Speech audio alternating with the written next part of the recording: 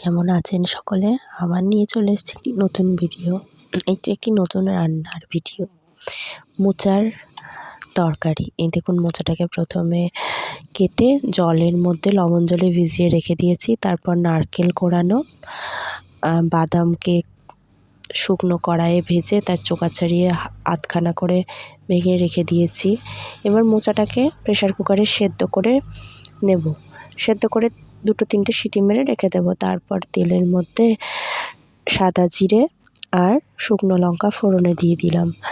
এরপর দিয়ে দিলাম কোড়ানো নারকেলটি। এবার এটি ভাজা ভাজা করে নেব।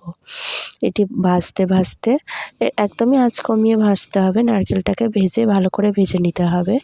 তারপরে ওই মোচা যেটা কাটা ছিল সেটা প্রেসার কুকারে সিটি মেরে রাখা মোচাটিকে একটা পাত্রের মধ্যে ঢেলে একটা গ্লাস দিয়ে যতটা পারা যাবে ওটাকে ভেঙে ভেঙে নিতে হবে, যাতে এটা ভাঙা ভাঙা হয়ে যায়। এদিকে নারকেলটা ভাজা ভাজা হয়ে গেছে।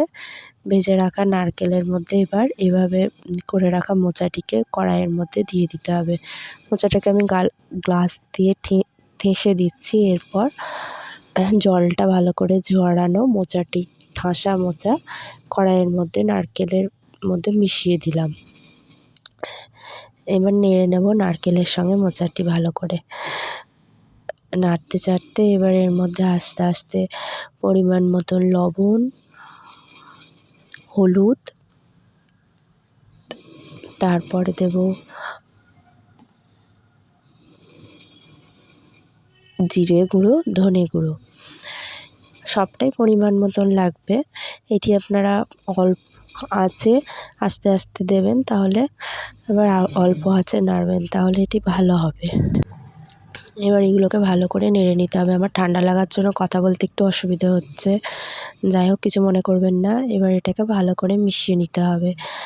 মিশিয়ে নেওয়ার পর আঁচটা বাড়িয়ে এবার মেশাতে মেশাতে দেখতে হবে যেন পুরো জলটা শুকিয়ে যায় কড়াইয়ের মধ্যে। শুকিয়ে যাওয়ার পর যখন দেখবেন একদম জলটা পুরোপুরি শুকিয়ে গেছে, তখন আগে থেকে ভেজে রাখা সেই বাদামটা ফেলে দেব মোচার মধ্যে। এবার দিলাম গরম মশলা আর ঘি।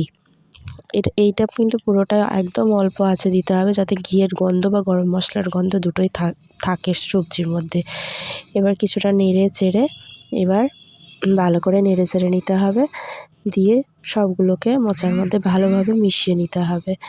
মিশিয়ে নেওয়ার পর গ্যাসটা খুব তাড়াতাড়ি বন্ধ করে দিতে হবে। এই হয়ে গেছে আমার মোচার তরকারি। আপনারা কীভাবে করেন মোচা, বা আপনারা কীভাবে করেন কমেন্টে জানাবেন। ভালো লাগলে একটি শেয়ার করবেন। সবাইকে টাটা।